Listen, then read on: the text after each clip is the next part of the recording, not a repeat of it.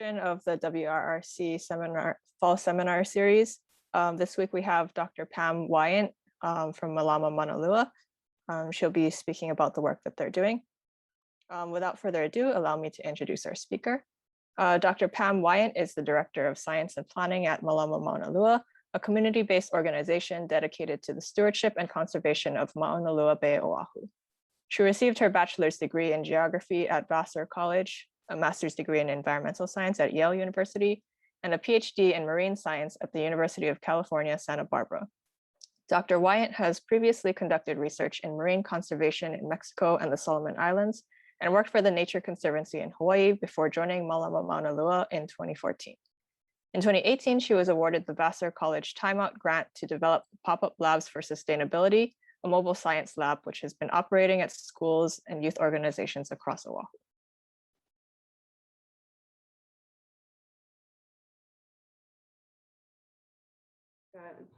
It's one of the largest fish ponds in Polynesia, about 523 acres, and over the course of the decade was converted into what we now know as the Hawaii Kai Marina. And in doing so, with the filling of the land and the embankments, the size decreased by 30%. There was a significant loss in wetlands, which has obviously had a big impact on the fisheries, as well as shorebirds and seabirds. Also, the deepening of the marina has really changed the oceanic circulation, or the circulation both in the marina as well as in this eastern portion of the bay. In addition, I'm just sharing some of the impacts of how suburbanization really has hurt the health of Maunalua Bay by building the navigation channel into the Hawaii Kai Marina. The coral was dynamited, and Maunalua Beach Park was actually created from a lot of those corals that had been dynamited. In addition, there were other fish ponds that dotted the coastline of the Maunalua Bay region, and again, such as Niuiki Circle and Wailupe Circle, they were filled for housing developments. Number of springs that allowed fresh water to flow into the bay have been hampered by the development of Kalaniani Ole. And then another major change has been really the loss of streams that now have become, that over the time became channelized as well as cemented. And this really led to the loss of a highly productive stream fauna and habitat for culturally significant fish, such as, the striped mullet, as well as freshwater gobies and also opai. Today, all the streams, as I mentioned, there are 10 watersheds flowing into Maunalua Bay, with the exception of Wailupe and Kahala or Wailainui stream. Those two are considered perennial, but all the others are ephemeral. And at most of the time of the year, they're not even running. And along the lines of the reason for these, this amazing change to the cemented channelized stream is really an effort for city and county to try to get the water off the land as quickly as possible. So this unbelievable network called the Municipal Storm Source System was developed, and it's ditches and dikes and swales and culverts. They were basically all trying to drain land and into the bay. And then last, I just want to show that in addition, the growing community on Oahu and tourism has also really changed the way in which we fish and recreate into the bay. And this too has had an impact on, water quality, fish behavior, and the coral reef itself. So back in 2006, a group of concerned citizens joined together and formed Mālama Maunalua.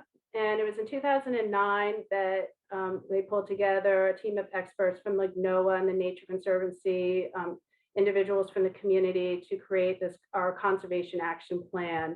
And it really identified three major sources of stress to the bay.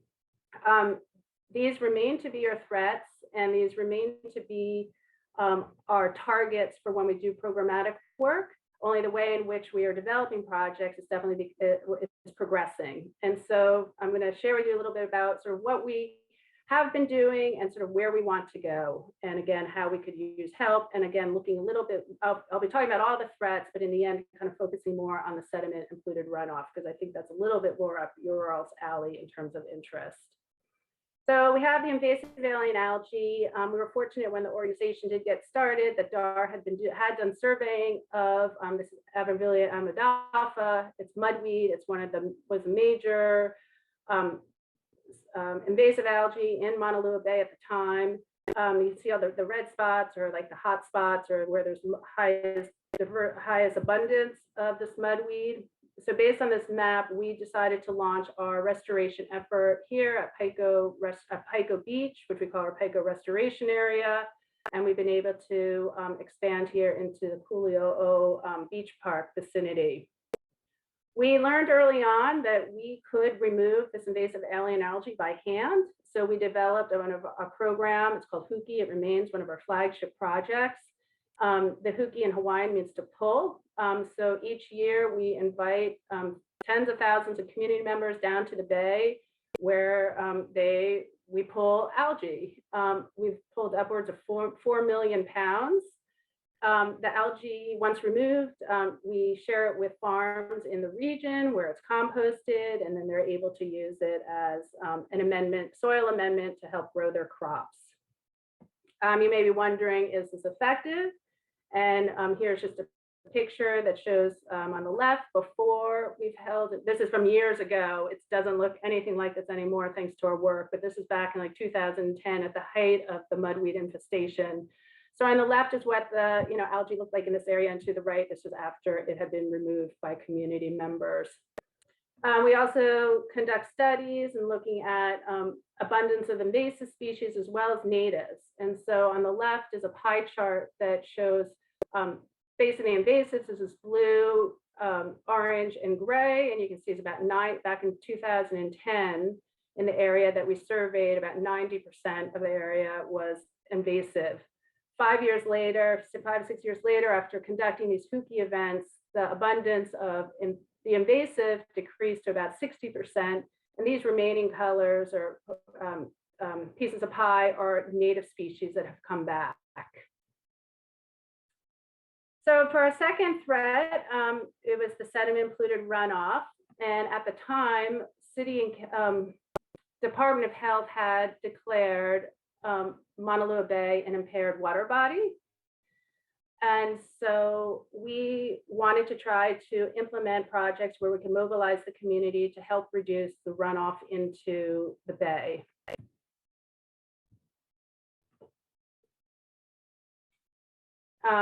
So from that, we developed a program called Mālama Bay, and it means to cherish our waters. And the whole idea was twofold. One was this idea about trying to keep water on the property, and again, to reduce the runoff. So we worked with community groups in all of the watersheds, and we sought out to try to remove sediment from the ditches and swales prior to allowing this sediment from entering into the bay, which was, impairing the water as well as being the main source of the invasive alien algae. We, did education and other sources of education, marking storm drains. We also implemented some best management practices, including 7 rain gardens around the East Oahu area. And then the last was trying to look at unsustainable harvesting of fish. And for that, we worked with a group of fishermen to try to better understand fisheries in the bay, as well as posted signage to educate the community on Department of Land and Natural Resources rules on fishing, and also became part of a Makai Watch program that's facilitated by Department of Land and Natural Resources to allow the community to become the eyes and ears of the bay. So then we've been doing a lot then with the community and mobilizing and educating. And then we realized a few years back, though, we didn't know a whole lot about the health of Maunalua Bay. So we set out and we created what we call the Maunalua Bay Knowledge Assessment Project, where we consulted with over 40 marine scientists and experts, did data searches, literature searches, tried to track down any kind of monitoring data that had been taken place in the bay, and really collect all the information we could on the ecology, threats, governance, and human use of the bay. And the point or the value of this was then for us to be able to share this knowledge with the community, and also hope that it could be used for us to help with our management decisions.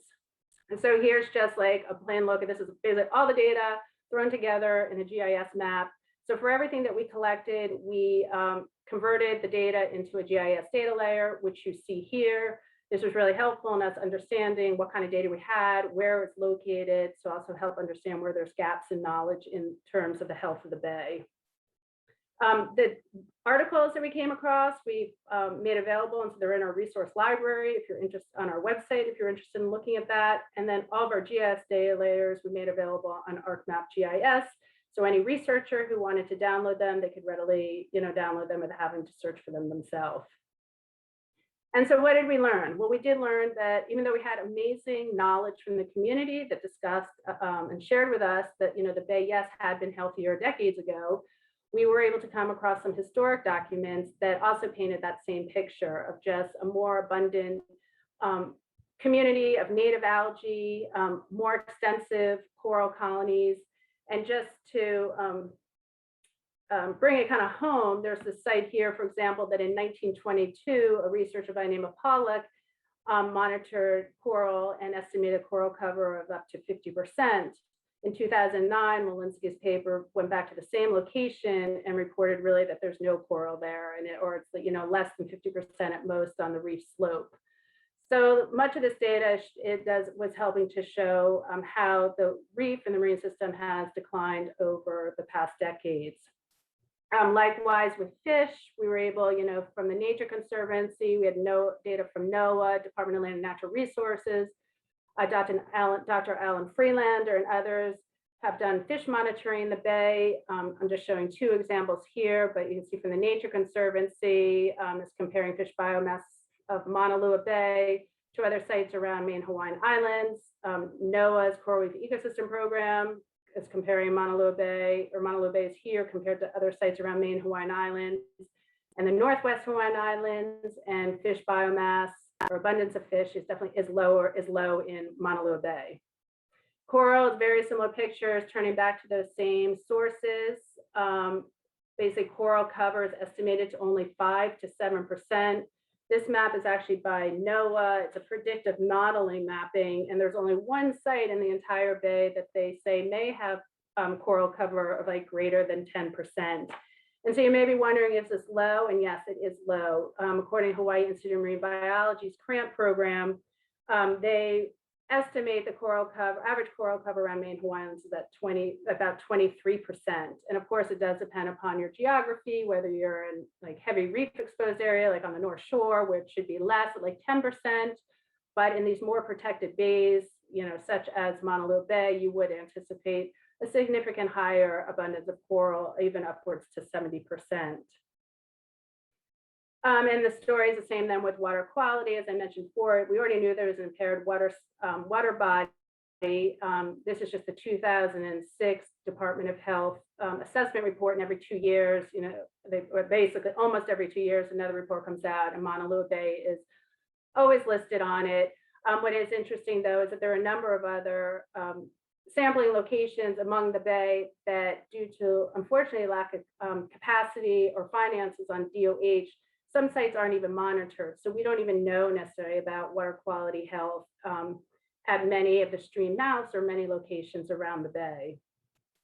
And then, like I mentioned, we're also interested in understanding human use. And this is just the eastern portion of Maunalua Bay, but you can see just how many users there are from, from surfers to diving to the thrillcraft operators.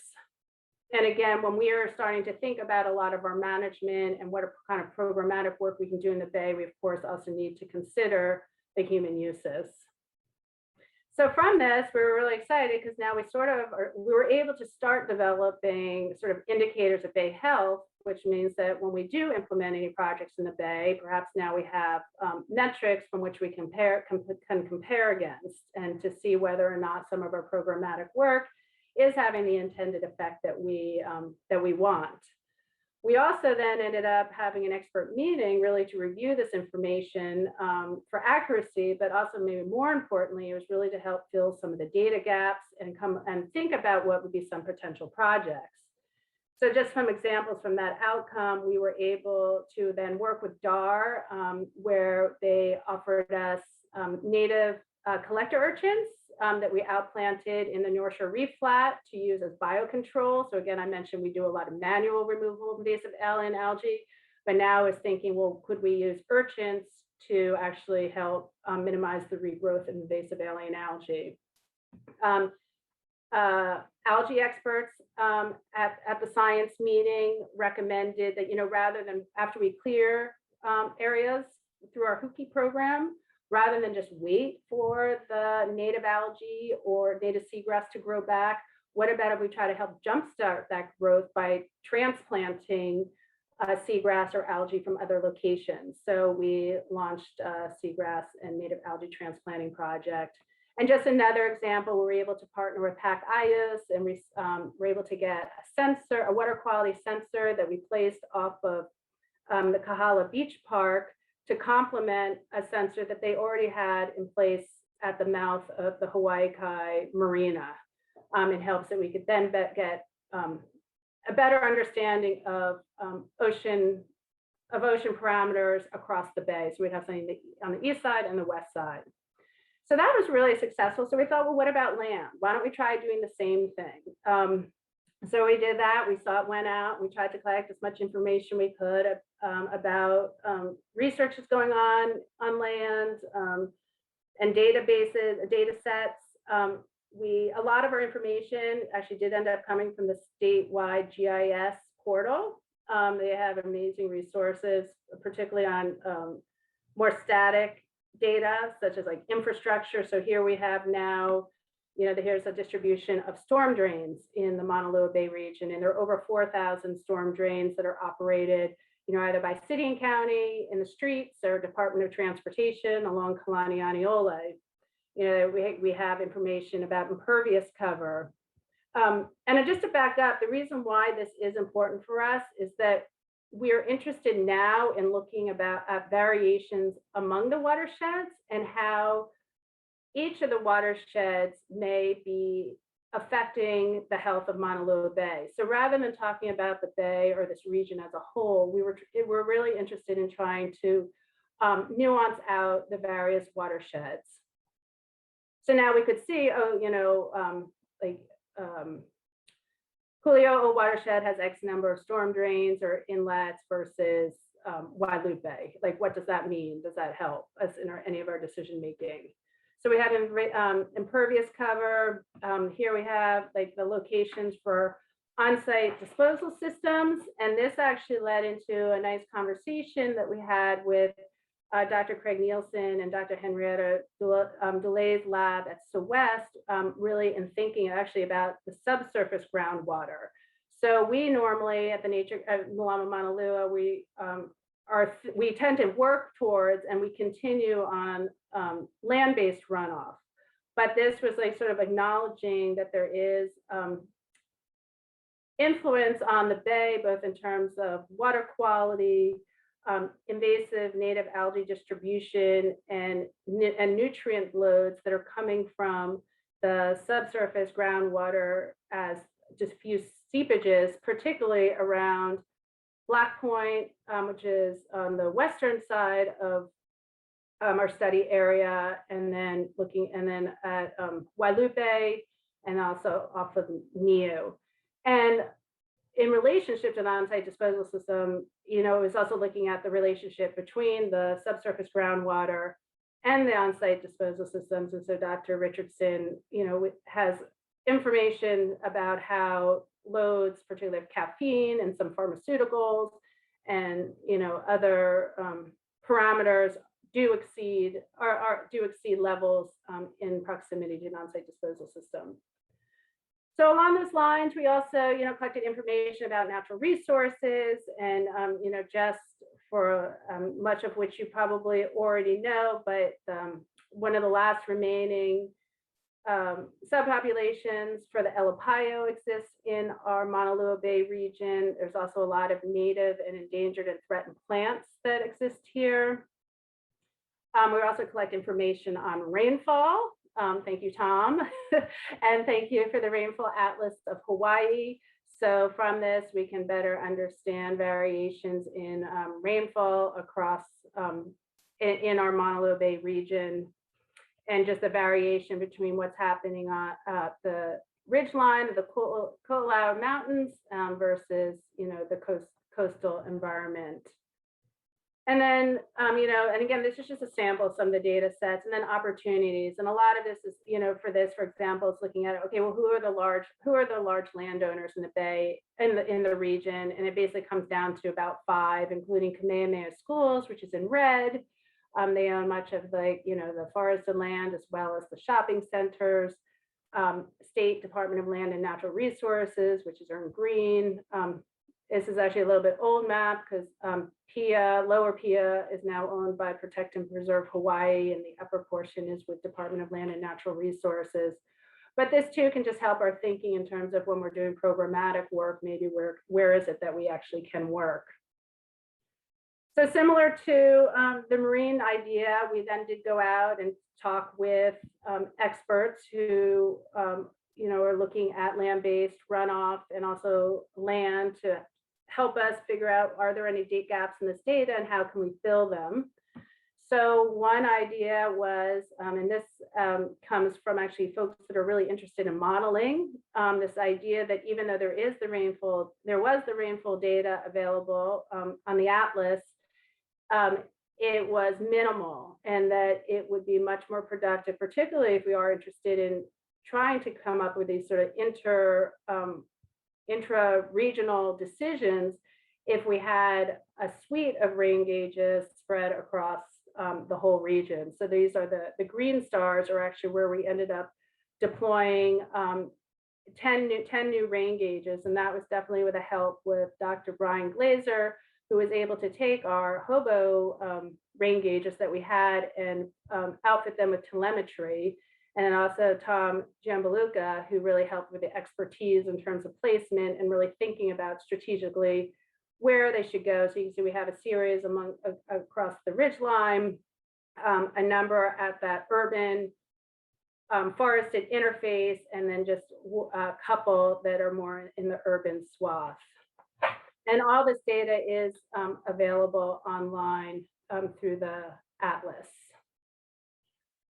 Additionally, this idea back to that we didn't have great water quality data. And so we're very fortunate that the Nature Conservancy and University of Hawaii in 2019 got funding to do a major Maunalua Bay water quality monitoring study in Maunalua Bay. They tested over, all these dots are all the sites that they tested, over 150 sites, and they collected data, I can't remember, it's about 30 different parameters ranging from temperature and salinity to nitrogen to phosphorus to turbidity and micro pollutants. And just 2 examples of the outcome that you can see here. This is for turbidity, and just to point out some landmarks. So here would be, Port Lock and the marina. So it's definitely high around this area in Kuli'o'o.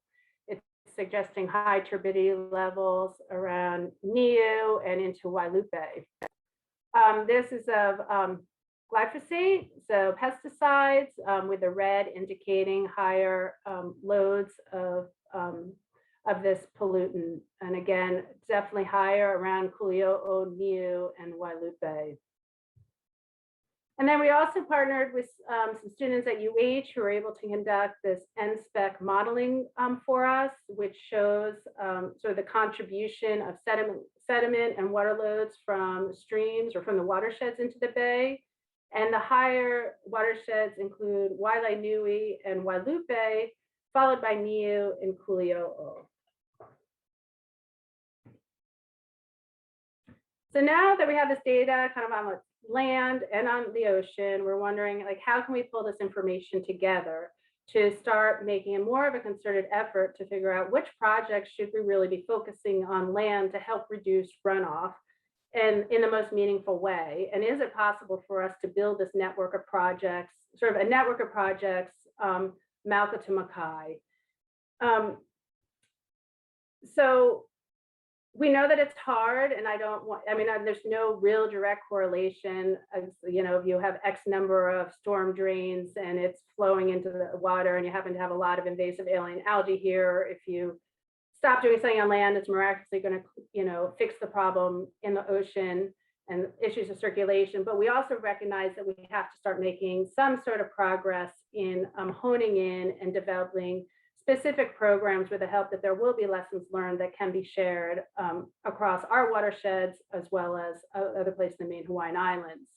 So what we did end up doing is that we overlaid the data, the land and our sea and our water quality or bay data, and really looked for areas where there were high sources of stress, opportunities to work, places where infrastructure are a problem, and how we thought if we were to work in those particular watersheds, we would be having a meaningful impact on the bay. So this is just one example. I showed you the water quality examples before and just tried to point out how off of Kuleo'oniu and Wailupe Nature Conservancy UH really found high abundance, a lot of the pollutants in this area. This is that map of invasive alien algae. And so we really feel like if we can do something in these three watersheds, meaningful projects will be able to have a positive impact, perhaps, on the health of Maunalua Bay. And also, I just want to point out about, I have here flooding, and I'm not sure how many of you recall, but back in 2018, there was a flash flood where in about a 2-hour period, over 5 inches of rain fell in East Oahu, and there was extensive flooding, particularly in Wailupe, Niu, and Kuleo'o. But even like last year, where it's just heavy rains, there still is flooding that happens. So it's really important that we start looking at infrastructure. In addition, with Kalanianiole being the main highway that can take, has to take everybody from town to Hawaii Kai, it really needs to be a sort of a flood-free highway. So again, that definitely emphasize this area as being sort of our target priority location.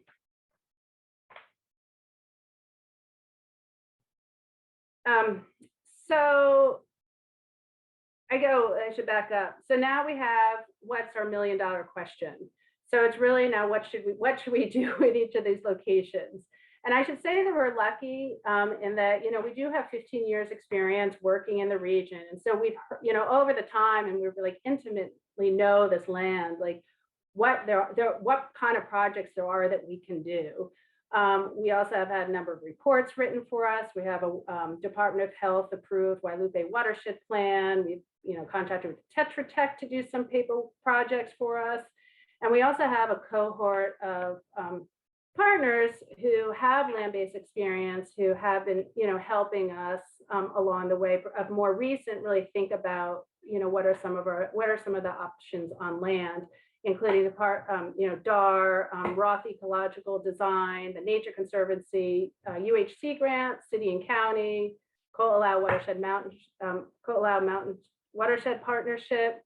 So we do have a sense of the suite of projects. And that's actually what I'm going to share here. But what our real hiccup is that we don't understand, and what we really need help with is how to get from more of these conceptual ideas into more programmatic work, and like thinking about the liability, permits, cost, and really, if we can only do 1 or 2 of these projects, which realistically are the ones to do. And that's really where I feel like this group, we can really benefit from your expertise and knowledge and help if you're willing to do so. And when I say we, I don't mean like necessarily Mālama Maunalua, it's really like the partnerships. And we help, and we can try to help find money also to launch the projects. We've divided our focus area watersheds into 4 zones: Mauka, Stream, Urban, and Bay. And I'm just going to run through some of the ideas that we have for each of these zones. And again, we don't necessarily need to talk about it now, but if you want to contact me just to share your insights and feedback, we'd greatly appreciate it. So for the Mauka Zone, this is more the forested land. We're really interested in trying to reduce the sediment at source.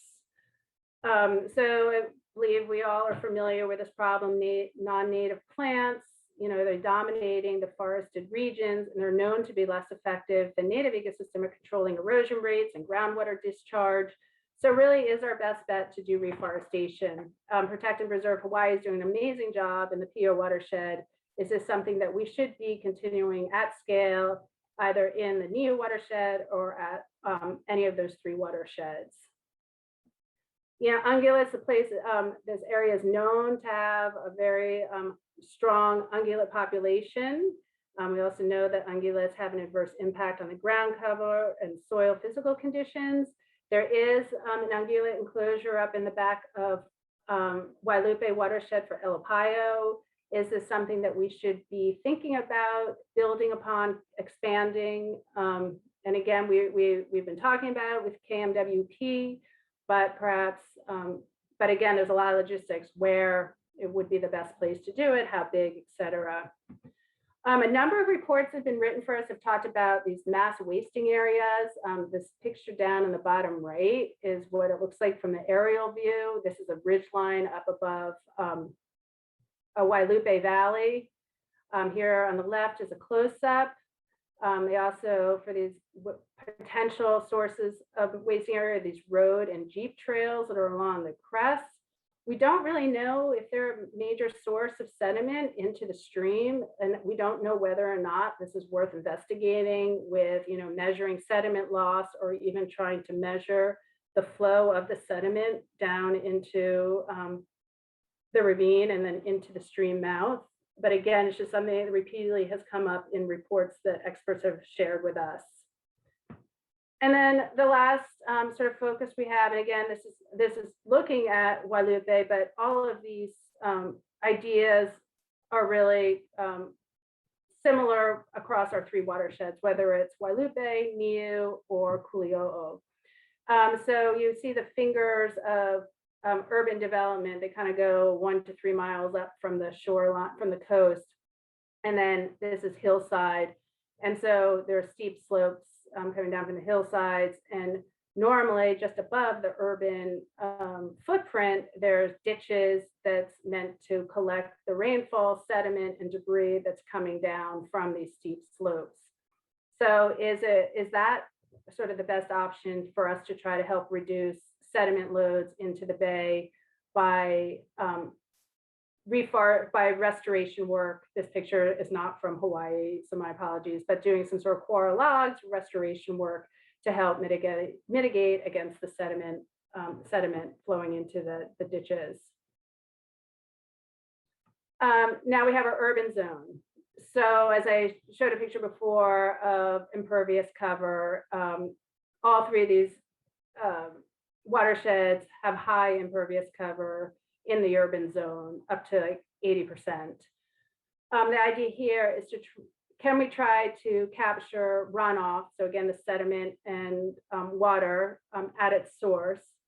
So one of the big issues is, it's the impervious cover. So it's roofs, it's driveways, sidewalks, roads, everything that's flowing in directly down from the impervious cover into a street and collecting the sediment, pollutants, in and going directly into the storm drain. And when I mentioned property, this is looking at individual homeowners as well as shopping centers. So we were fortunate in that we did have a team of students at University of California, Santa Barbara, the Bren School. And last year they conducted a swim model for us. And this helped us understand a little bit better in the Wailupe area which subcatchment systems are contributing most to runoff and rainfall. And that idea is that perhaps knowing that we should target those areas first. This year, they're going to continue the project and do it for Kuli'o'o. We hope that they may also be able to do the swim model for Niu. The one hiccup there is that there's no stream data. We're currently trying to work with USGS on installing a stream gauge in the Niu stream, but we have not done that as of yet, so I can't promise that. But the hope is that if we have these swim models and some identification of, these subcatchment systems that are contributing the most in terms of runoff, we can then do better education and work better with property owners on implementing best management practices. So we're concurrently working with Roth Ecological Designs, who with 3R Waters developed this Follow the Drop app. And what it is, it's an app where homeowners can actually walk around their property and identify where there are sources of stormwater, where that's going directly onto their land and not being captured by their property. And then what the app also does is it provides information as to solutions and what kind of best management practices could be implemented at that location, such as a water barrel or a rain garden, or diverting the downspout filter into a garden to help minimize the runoff. And again, this is not just for homeowners, it's also for shopping centers, and we are working with shopping centers on them utilizing this app. Right now, it's helping homeowners, and we're testing and piloting this app just to understand how it works and how they can make a difference. There's that pending stormwater fee. So this will also help provide, we hope that this app will also help homeowners fulfill that need to understand their property in association with the stormwater fee. The second thing that we know, and again has come up and again, is this issue, as mentioned before, we have over 4,000 storm drain inlets in the Maunalua Bay region. Everything goes into it: debris, sediment, pollutants. It's a big source of why our bay is impaired, and again, why we have invasive algae and a lot of dead coral. But the question is, there are so many different types of inlet structures that we can use to perhaps mitigate against the inputs. City and counties recently installed a series of storm drain inlets with grates. That's proven to be really successful in trying to keep out like debris and litter, but doesn't help, and it's very cost effective, but it doesn't help with sediment. And sediment is one of our #1 issues, and then obviously the pollutants associated with the sediment. There are the baffle boxes. Actually, City and County did just install a baffle box in Niho Valley, which is great because now we have some information about that. They're known to be super effective at reducing sediment from going into the MS4 system. The problem, as I think we all know, is that they're extremely expensive. The unit's expensive, as well as the retrofitting required to install it. And so last, we've been talking a little bit with City and County about catch basin and vegetated biofiltration systems. These are a bit more cost effective, they're aesthetically pleasing, and they're also known to be effective. So we are thinking about maybe that's a style that we could be using. But then again, the question comes where. This was an analysis we did a couple of years ago, and it has to be upgraded with the results from the SWIM model. But the red is sort of the higher priority storm drains, yellow or low priority. Thinking about, we would want to place these structures in places where there is a lot of automobile activity, or, so you'll be able to collect a lot of those pollutants from brake pedals and gas leakings and just junk and sediments, such as highways where the pebbling asphalt breaking down, or ones that are receiving water from a large subcatchment system. And then we also have the green infrastructure, and this is really looking at large spaces. So large spaces being, like shopping malls, parking lots, open developed spaces. Again, there's a suite of things that we know that can be implemented, from these vegetated curbs to impervious cover to retention gardens or retention basins. But again, where should we be implementing these, and where would we be having the biggest bang for our buck? This was an assessment, again, we did a couple years ago, that we need to go back and revise, with these little green squares just indicating these locations of large spaces. Here's the Aina Haina Shopping Center in Wailupe. This is the Wailupe Park and X school that used to be there. And then thinking about community initiatives, and if there's anything that you all know that we may be able to partner on, that would be a really great initiative that we can involve our community. As I mentioned before, we have a really strong community that supports our work.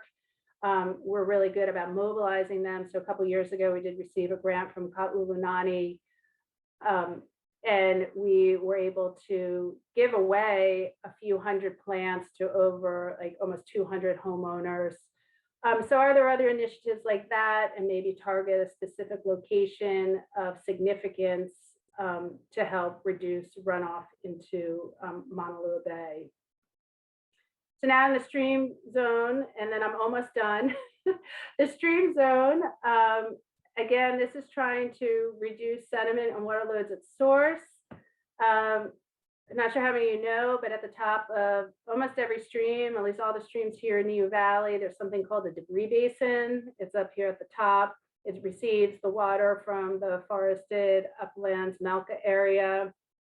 It does a good job at storing the water, but as you can see coming down, this is going downstream, it's just full of sediment. So it doesn't do a good job at reducing sediment loads.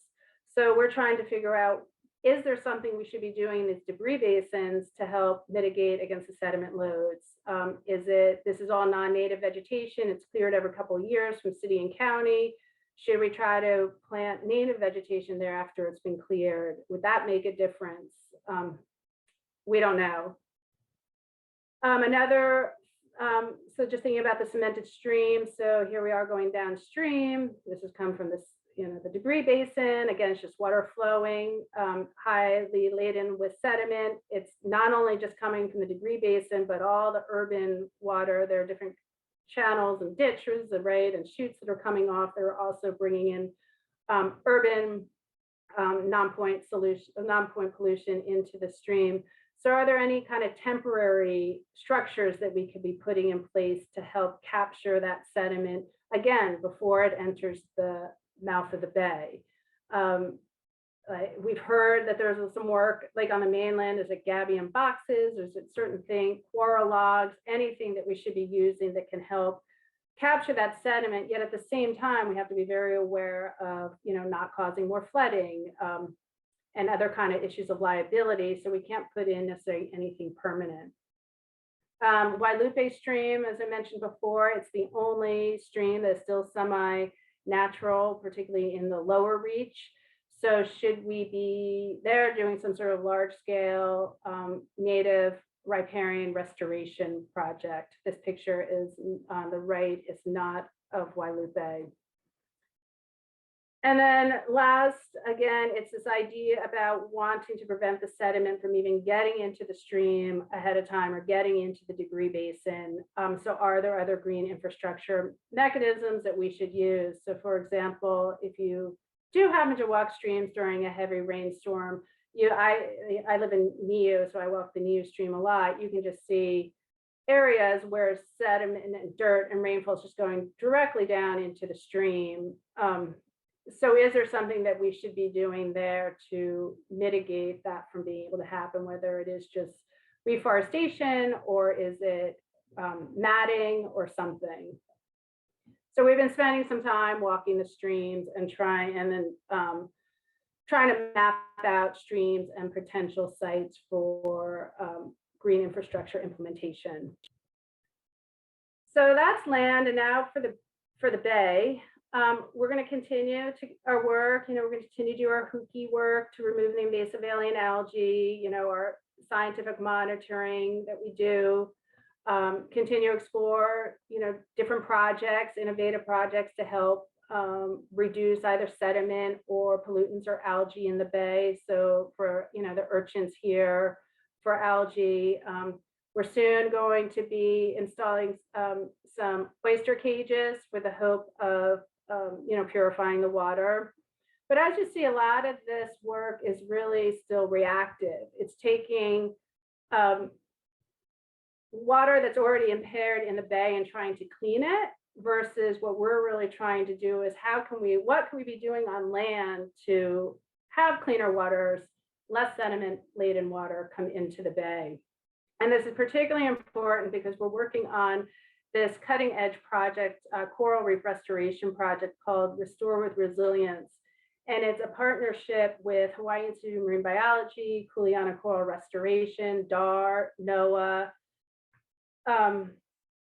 and us, Mālama Maunalua, where we are aiming to plant or outplant 4,000 nubbins, which are like little fragments of corals that have shown to be more resilient to warming temperatures. So what we are doing is we're finding corals in Maunalua Bay that have fallen off the reef. They're called corals of opportunity. We're taking them and placing them on a coral reef platform. We're taking little biopsies from them. Those biopsies are going to the Hawaiian Institute of Marine Biology lab. They're being tested for their ability to withstand or be resilient to warming temperatures. Those that are showing that ability, we're going to then fragment those parent colonies into, as many fragments as we can get, hopefully up to 4,000 total. And those will be outplanted in the bay. And much of that work is being done at HIMB, but much of the work is actually being done by the community. So we are holding these monthly events called Hanapukoa, which in Hawaiian is really working together for coral. So we're working together for the corals in Maunalua Bay, where we invite the community down to actually do the restoration. So they identify coral, measure the coral health, they take the fragment, they take the pictures, they stick the fragments onto the little epoxy stubs that then will either be taken to the lab to be tested or soon will be actually taken out into the bay and be outplanted. So it's a really nice way of involving the community. This is our calendar, so I'm just sharing this in case you're interested. The X's are, unfortunately, we had to cancel a few of our events because of COVID, but we still have one next Saturday, November 13th and the 11th, and you do need to register. But it's a really great way of getting involved. And I should say that so I mentioned the core partners, but we also have a number of other partners ranging from KMWP to Protect and Preserve Hawaii to Oahu Invasive Species Committee and others who are also part of this effort, because it really is this understanding that the reef and this project will not survive or be successful if we are not still addressing what is happening on land. And so just the last little bit, I just really want to thank our partners. I can't list them all, so I'm just lumping them together. But all of our work is greatly indebted upon the great minds and really contribution of others from organizations, academia, agencies, and businesses. We're a super small organization. There are 4 of us, so we're also in terms of capacity greatly thankful for the interns and our core volunteer leaders and students who come through and provide our necessary sort of human power to get these projects off the ground and maintained. And then also just our amazing community. As I mentioned, we have tens of thousands of community members who participated in our events over the past years. And without them, we wouldn't be able to do any of our work. So that's that, and I'm sorry. Anyway, I'm happy to answer questions now, or here's my contact information if you would like to follow up with me at a later date. Thank you. All right, thank you very much for that excellent presentation. I really enjoyed hearing about the work being done. So we'll now open the floor to questions. First, I'll address the chat. Aurora had a question, if you want to ask that. Sorry. Yeah, I think I was, thanks, it's a great talk. I had no idea all of this was happening on a low, but I guess I was curious what PAC IUS was monitoring, because I'm a sensors person. I'm sorry. What are they? What is PAC IUS monitoring for the sensors that were installed in the bay? Like what water quality parameters? Yeah, so the best, to get it completely accurate, the best place to go to would be to the PAC IUS website, and you can see, but it was basically chlorophyll, turbidity, dissolved oxygen, and temperature and turbidity were the ones that ours measured. And so the one that we put in is actually no longer collecting data because it's basically on a loan system. So we had it in the bay for about 2 years, and now it's being shared with another community. but the other center that's out in front of the Hawaii Kai Marina is still collecting data. Okay. So do you have a sense of like how much sediment comes through during different size storm events? So that still is the problem. We do not have a good system in place for collecting that information. We've recently, with an intern over the summer, we did create some homemade sediment traps that we tested to see like whether they would stand up and whether we could use them. And we're going to go back out and deploy. And unfortunately, it was over the summer, and so there was no rain either. So it was more definitely of a pilot. Let's test it. So we have another intern who just started with us, and we're going to go out and deploy them at the stream mouths. But no, we don't, and that's the downside. And when we have, there was an estimate done back in like 2009 that mentioned 20 tons of terrigenous sediment came down from 3 of the watersheds in the eastern side of the region, and like that's the extent of what we know. But we don't have that data across each of the watersheds, what the sediment loads are. And we would love to, and that's sort of the exact type of information that we want, but we just don't quite know how to get it.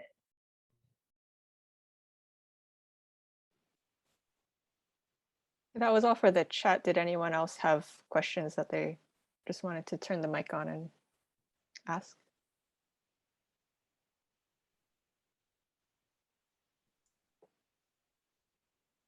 I had a question. Oh, go ahead. Oh, hi, Pam. Thank you for the work you guys have been doing. I appreciate it. My name is Michael Park. You mentioned a couple of things that I think are particularly important. And one was that the outplanting of the corals is not going to be successful if you don't address the continuing sediment and pollutant loads prior to the outplanting. Because they're just going to be suffering from the same things that the original corals that were on the reef flat suffered from. The other aspect of that not very many people looked at is that the removal of the algae off of the reef flat may or may not be as useful as we might think. One of the things that invasive algae does is actually capture a lot of that sediment before it reaches the reef crest. If you dive that area a lot, which I do, you'll see that once you get over the flat, the corals are actually in pretty good condition. There's still a lot of fish and everything. And I'd like to see some work done that actually showed that the removal of the alien algae is helping the overall health of that seaward edge of the reef, as opposed to just removing it from the flat. So I'd like to hear a few thoughts on that. Thanks. Yeah, those are really good points. And so I should mention that for the first iteration of the coral reef transplanting, of those initial 4,000, they are going to be offshore on the outer reef crest. So fortunately, those areas, as you mentioned, are not ones that are laden with sediment loads from rainfalls. There's not high invasive algae. There's like no invasive alien algae out there. So they are relatively more healthy in terms of the water, the characteristics, but still there's been a decline in reef abundance in those locations. But the next round, we actually do want to target reef areas that are on the more on the inner side of the reef crest. And with that, we really want to utilize community support in doing that work. And so, yeah, so it's really important that we start addressing the sources of threat before we do the outplanting. But in terms of, we've done some studies and others, not Mālama Maunalua, but others looking at your question about the role of invasive alien algae, both trapping the sediment and then what happens once it's been removed. And what results really do show that when the algae is removed, the sediment is pretty quick to flow out of the ocean, out into the ocean, leaving a much healthier habitat. So 10 years ago, when, Pico area, which was inundated with invasive alien algae, it was just mud and gook and gross. But over these years now, and this comes from anecdotal study, anecdotal science and monitoring, as well as, stories from locals who visit the location, really would say now, because there isn't that algae, it is back to a sandy habitat. And it isn't that mud where you just sink in like 4 inches deep. So I think, we're pretty confident that by removing the algae, the sediment is actually just able to go out into the ocean more quickly. And so it's not being trapped. And that's the whole point of removing the mudweed, right? It's not trapped. It will just flow directly out into the open ocean.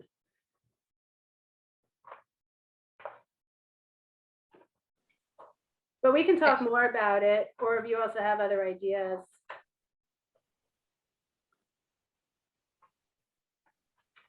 Oh, thank you for the answer. Yeah, I guess my biggest concern was that by enabling the more rapid transport offshore, because as well as I do that it's almost always severe and infrequent storm events that are dumping the majority of the loads out onto the reef.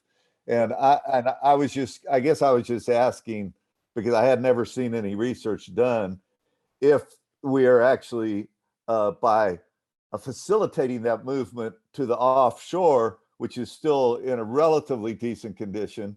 Of course, it's been exposed to climate change events, but it's in relatively good condition by facilitating that movement if we were harming it. But you answered the question and it says that the indications are that it's not.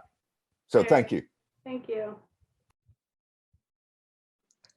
Okay, I see Gordon has a question. We're past the hour, so I'm gonna say that that's gonna be the last question we can take. And if anyone has follow-up questions, please contact Pam using any of her contact information up on the screen. So Gordon. Well, I'm sorry, I don't have a specific question this time. I just wanted to give my compliments to Pam and the work that's been done over the years. I've watched it from a distance, and I'd happy to talk more at greater length. But this is really great to see how you've pulled together. It's really mauka-to-makai and approach and thinking about it from many dimensions. So my compliments. Thank you. That's very nice coming from you. All right, thanks everyone for being here. Before we conclude, I just want to quickly announce the speaker of the next session will be Matt Rosner, who will be talking about watershed conservation. And that's going to be on Wednesday at the same time, 11:17. So mark your calendars and we hope to see you there. And if you haven't filled out the attendance form, please do so. Look for it in the chat. Again, that would be a really big help to us. And then lastly, I just want to turn it over to our director, Tom Jambaluka, for any closing remarks. Yeah, thank you very much, Carrie, and great job coordinating today. And I also want to thank Aurora, Raul Viviani, and April, Cam, and Pat Mercala for organizing, taking care of the logistics. And lastly, thank you, Pam, for that great presentation. And I just add to what Gordon said. I'm really impressed with the scope and breadth of activities and kind of organizing that you've done. I would say that you've hit on at least a dozen potential research projects that I hope Water Resource Research Center faculty who are in attendance are thinking about right now and scheming to put together proposals for. So anyway, thank you very much. Really appreciate this presentation. Thank you. And I hope you're right. I hope people are knocking on our door. Yep. Thanks everyone for attending, and please keep an eye open for future seminar presentations. Thank you.